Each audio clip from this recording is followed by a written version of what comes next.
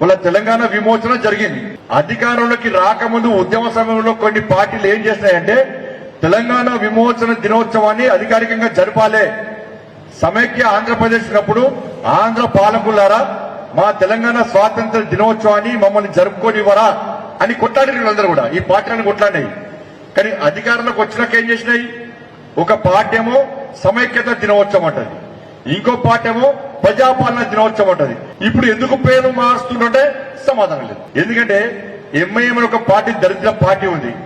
ఆ party MIM అని party start కాకముందు నిజాం కాలంలో ఆ పార్టీ పేరు రజాకర్ల దళం. రజాకర్ల దళం అంటే మన అమ్మలకెలను నగ్నంగా బతికమలాడించడం, మనకు యువకులను చంపడం, ఎవరైతే ఎదుర్కొంటారో వాళ్ళని చంపే ప్రయత్నం చేయడం, ఈ హైదరాబాద్ సంస్థాన్ని విలీనం చేయాలని చెప్పి కొట్టడం, అందరిని చంపడం, ఇది రజాకర్ల దళం. దాని తర్వాత అది ఎంఏ పార్టీ మారింది. ఇవాళ అటువంటి పార్టీకి భయపడుతున్నారు వీళ్ళు. ఇవాళ తెలంగాణ విమోచన దినోత్సవం జరపడానికే భయపడుతున్నారు. ఇవాళ వాళ్లకు భయపడి మరి జాతీయ పార్టీ అని ఒక పార్టీ చెప్పుంటది.